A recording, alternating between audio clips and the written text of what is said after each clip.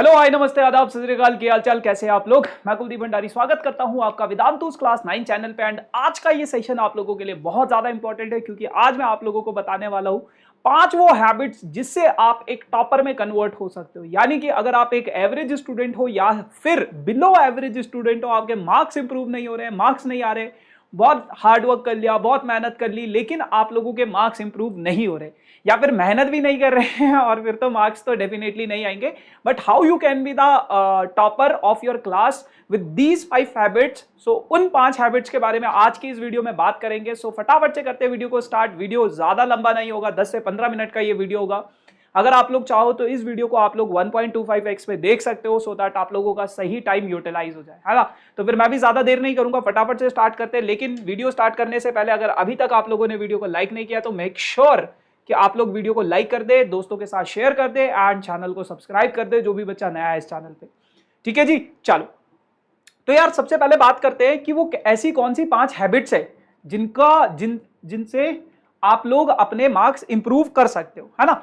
तो अगर मैं सबसे पहली हैबिट की बात करूं, अरे ये यहां से आ रहे, अटेंड ऑल योर क्लासेस। देखो, कोई भी जो टॉपर होता है ना, उसकी एक स्पेशलिटी होती है। स्पेशलिटी ये होती है उसकी कि वो कभी भी अपना कोई भी लेक्चर मिस नहीं करता है। मतलब लेक्चर, हर एक लेक्चर बहुत ज्यादा इंपॉर्टेंट होता है। क्यों इंपॉर्टेंट होता है? क्योंकि हर एक लेक्चर में हम कॉन्सेप्ट्स को सीखते हैं, क्वेश्चंस की प्रैक्टिस करते हैं, कॉन्सेप्ट्स को सीखते हैं। अगर आप अपनी कोई भी क्लास मिस करते हो ना, मिस करते हो, तो आपका वो कॉन्सेप्ट चला गया। इसका मतलब आपने अपने उस कॉन्सेप्ट को मिस कर दिया, आपने उस पर्टिकुलर टॉपिक को मिस कर दिया। और अगर आप किसी कॉन्सेप्ट को मिस करोगे, टॉपिक को मिस करोगे, तो definitely you will not able to solve that उसके क्वेश्चंस, है ना। उस कॉन्सेप्ट के ऊपर, उस टॉपिक के ऊपर जितने भी क्वेश्चंस होंगे वो आप लोग सॉल्व नहीं कर पाओगे, है ना। तो कोशिश ये रखा करो कि जितनी भी आपकी क्लासेस होती है उन सभी क्लासेस को आप लोग अटेंड करो। इन सम केस अगर कभी कभार आप लोगों की कोई क्लास मिस हो जाती है, जिसे हम लोग कहते हैं बैकलॉग्स, बैकलॉग से बच्चे बहुत ज्यादा परेशान है, बहुत ज्यादा परेशान है। मेजॉरिटी ऑफ दी स्टूडेंट्स को बैकलॉग से दिक्कत हो जाती है। मतलब समझ नहीं आता है उनको। कहते हैं कि भैया मतलब भैया की शादी थी, है ना, दीदी का बर्थडे था तो उसमें चले गए। अबे बर्थडे दीदी का था, तुम क्या करने गए हो। मतलब जाते हैं हम लोग, ठीक है। तो कई बार हमारे बैकलॉग्स लग जाते हैं। अब उन बैकलॉग्स को कवर करना बहुत ज्यादा जरूरी होता है। देखो, बैकलॉग्स एक बहुत नॉर्मल सी चीज है। बहुत सारे बच्चों के बैकलॉग्स लग जाते हैं क्योंकि बहुत कई बार तबीयत खराब हो जाती है, बहुत सारी चीजों की वजह से, मल्टीपल रीजंस की वजह से हम लोगों की क्लासेस मिस हो जाती है। लेकिन अगर कभी आप लोगों की मिस हो गई कोई क्लास, कोई बैकलॉग लग भी गया, तो आप लोग उनको कवर कर लो फटाफट से, एज सुन एज पॉसिबल। अगर आप लोग कवर कर लोगे तो फिर वो आप लोगों की को उतना परेशान नहीं करेगा। लेकिन अगर आप कल परसों नरसों प्रोक्रेस्टिनेशन करते रहोगे ना, कि कल करूंगा, परसों करूंगा, नरसों करूंगा, 1 दिन बाद करूंगा, 4 दिन बाद करूंगा, तो फिर अगले संडे करूंगा, अगले महीने करूंगा, वो कभी नहीं हो पाएगा फिर कवर।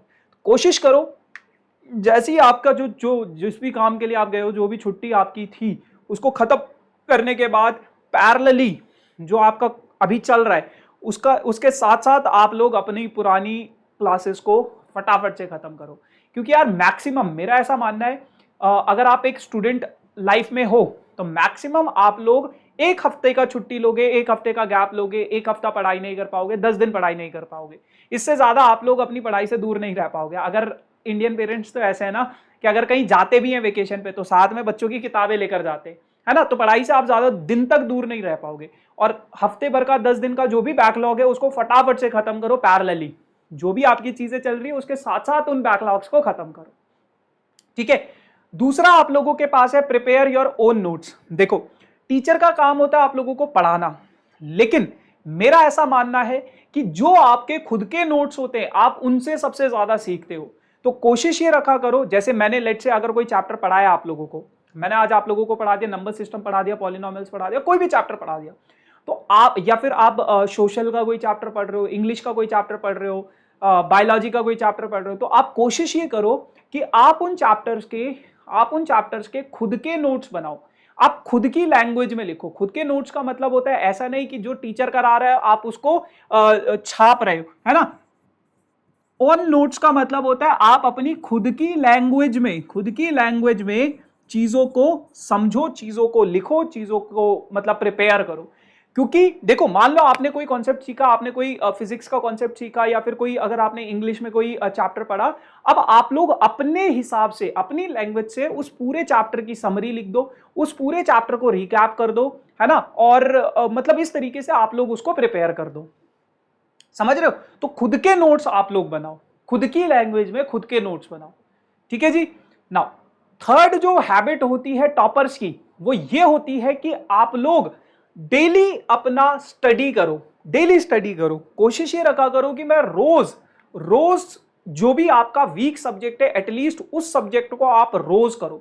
देखो जो स्ट्रॉन्ग सब्जेक्ट होता है उसमें हमें उतना मेहनत करने की जरूरत नहीं होती। बहुत बार बच्चे कहते हैं कि भैया मैथ समझ नहीं आता, मैथ्स में कुछ टिप्स बताओ कि हम कैसे मैथ्स को इंप्रूव करो। तो अगर आप मैथ्स को इंप्रूव करना चाहते हो तो आप डेली मैथ्स करो, डेली मैथ्स करो। अब भैया कितने घंटे पढ़े? देखो हर बच्चे का अपना एक पोटेंशियल होता है। मैं 8 घंटे मैथ्स पढ़ सकता हूं, मैं 5 घंटे मैथ्स पढ़ सकता हूं, मैं 2 घंटे मैथ्स पढ़ सकता हूं, वो आपको पता होता है। तो आप ये अपने रूटीन में ऐड करो कि आप ये देखो कि यार मैं कितनी देर तक मैथ्स को पढ़ सकता हूं, या फिर कितनी देर तक मैं किसी पर्टिकुलर सब्जेक्ट को पढ़ सकता हूं। तो उसके हिसाब से आप अपना प्लानिंग करो, ठीक है ना। आप देखो कि मैं कितनी देर तक पढ़ सकता हूं किसी पर्टिकुलर चीज को, फिर उसके हिसाब से आप प्लानिंग करो। तो अगर आप 2 घंटे पढ़ सकते हो तो 2 घंटे पढ़ो मैथ्स, डेली पढ़ो, डेली पढ़ो। अगर आप इंप्रूव करना चाहते हो मैथ्स, जो भी सब्जेक्ट में आपका इंटरेस्ट है उस सब्जेक्ट को आप डेली करो। जो भी आपका वीक सब्जेक्ट है आप उसको डेली करो, क्योंकि देखो स्ट्रॉन्ग सब्जेक्ट को लर्न करना सीखना उतना डिफिकल्ट नहीं होगा आप लोगों को, लेकिन जो वीक चीज है जब आप उसको डेली पढ़ोगे तो उसमें आपका इंटरेस्ट भी आएगा और आप उसमें ज्यादा बेटर परफॉर्म कर पाओगे। तो हैबिट बनाओ कि कोई भी दिन आपका मिस नहीं होना चाहिए, डेली। कई बार ऐसा होता है हम थोड़ा ज्यादा पढ़ लेते हैं, ज्यादा पढ़ने का मन है, जो जनरली बच्चों का करता नहीं है। तो कभी अगर आपका ज्यादा पढ़ने का मन है ज्यादा पढ़ लो, कम पढ़ने का मन है तो कोई बात नहीं, किसी दिन कम भी हो जाती है, लेकिन उसको अगले दिन आप कवर अप करो, बट डेली करो। समझ गए? ये तीसरी हैबिट है। उसके बाद एक प्रॉपर रिवीजन लो, एक प्रॉपर रिवीजन लो। सो जो भी आपने पढ़ा है plan for a effective and multiple revisions. देखो कई बार बच्चे कहते हैं कि भैया जो हम आगे का पढ़ रहे हैं ना और फिर पीछे की सारी चीजें भूल जाते हैं।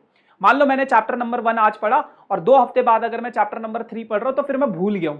तो आप कोशिश ये करो कि हर संडे, वीक में हर संडे आप लोग अपना रिवाइज करो, जो भी आपने पूरे हफ्ते भर का पढ़ा है उसको रिवाइज करो, मल्टीपल रिवीजन करते रहो। और फिर मंथ में एक दिन 31st को आप फिक्स कर दो कि इस दिन मैं टेस्ट दूंगा। जो भी मैंने पूरे हफ्ते भर में, पूरे महीने भर में चीजें पढ़ी हैं उसको मैं पूरा का पूरा टेस्ट करूंगा, रिवाइज करके टेस्ट दूंगा उसको। तो इससे क्या होगा ना, मल्टीपल रिवीजन से आपकी कभी भी ऐसी प्रॉब्लम नहीं आएगी कि आप आगे का पढ़ रहे हो और पीछे का गोल हो रहा है, आगे का पढ़ रहे हो पीछे का गोल हो रहा है, कभी ऐसा नहीं होगा। मल्टीपल रिवीजन्स करते रहो, हफ्ते हफ्ते में जो भी पढ़ा है। देखो एक महीने में 4 हफ्ते होते हैं, एक हफ्ते का जो भी पढ़ा उसको रिवाइज करो संडे को, अगले हफ्ते का जो भी पढ़ा संडे को रिवाइज करो, फिर पूरा 2 हफ्ते का जो भी पढ़ा है उसको रिवाइज करो, 31st को सबका टेस्ट दे दो। कभी दिक्कत नहीं आएगी, ट्रस्ट मी, आप लोगों को कभी दिक्कत नहीं आएगी। फिर 2 महीने बाद जब आपका अगला महीना आएगा तो जो भी आपने पिछले महीने और इस महीने पढ़ा था कंबाइंड टेस्ट ले लो सब चीज का। तो कभी आपको ऐसा कोई प्रॉब्लम नहीं आएगा जिसमें आप लोगों को भूल जाओगे आप अपने कॉन्सेप्ट को। टाइम टाइम पे चीजों को करते रहोगे तो हमेशा वो आपके दिमाग में छपी रहेंगी, और एग्जाम में फिर आपको ज्यादा रिवाइज करने के लिए ज्यादा एफर्ट्स नहीं करने पड़ेंगे। लेकिन अगर आप ऐसे कर रहे हो, एक तरफ से पढ़ रहे हो दूसरी तरफ से आप कुछ नहीं कर रहे हो, रिवाइज नहीं कर रहे हो, तो इससे क्या होगा, एग्जाम टाइम पे आप अपने सारे के सारे कॉन्सेप्ट्स को भूल जाओगे। जब 7, 8, 9, 10 महीने बाद आपका जो एग्जाम होगा उसमें आप सारे कॉन्सेप्ट्स को भूल जाओगे अपने। तो कोशिश करो कि हर आप ब्रेक के बाद चीजों को रिवाइज जरूर करो, ठीक है। उसके बाद एक सबसे बेस्ट जो पार्ट मुझे लगता है अपनी एकेडमिक जर्नी का, that is this which is very important, कि टेक मॉक टेस्ट। ये तो मैंने बात कर ली आपसे, हर मॉक टेस्ट, हर महीने में 1-2 मॉक टेस्ट जरूर दो। मॉक टेस्ट मतलब जो भी आपने प्रिपेयर किया उसको टेस्ट दो, उसका टेस्ट दो। और उसके बाद एनालिसिस करो, do self analysis. Self analysis is the best thing. Self evaluation करो पेपर का। जैसे मान लो आपने किसी चीज का टेस्ट दिया, ठीक है, अब आपका क्या है कि यार मतलब मुझे चेक करना है इस चीज को, है ना, कि मैंने कितनी गलतियां करी है।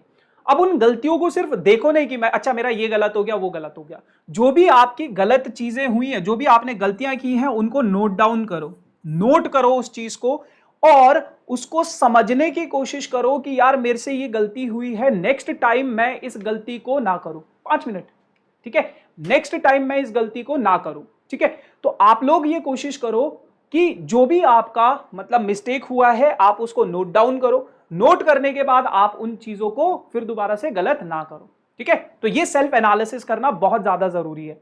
ठीक है, तो ये चीज है। बाकी उसके बाद yes guys, this is all about for this session. बाकी ये हमारा अभी का सेशन है, उसके अलावा मेरे ये वाले सेशन हो चुके हैं, तो सभी सेशंस आप लोगों के लिए इंपॉर्टेंट है।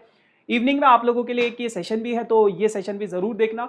उसके अलावा एक बहुत इंपॉर्टेंट न्यूज आप लोगों के लिए, जैसे कि आप लोगों को पता है, आप लोगों ने वीडियोस में देख लिया होगा, AKR sir, Harsh Priyam sir and Vinay sir आप लोगों से मिलने आ रहे हैं, आप लोगों की सिटी में वेदांतु भारत यात्रा कर रहा है, ऑफलाइन आप लोगों से मिलने आ रहे हैं, क्योंकि आप लोगों को आप मतलब बहुत सारे बच्चों की डिमांड थी कि हमें मतलब अपने फेवरेट टीचर से मिलना है ना, हमें हर्ष सर से मिलना, हमें अभिषेक सर से मिलना, हमें विनय सर से मिलना है, तो इसीलिए हम लोग आप लोगों की सिटीज में आ रहे हैं आप लोगों से मिलने।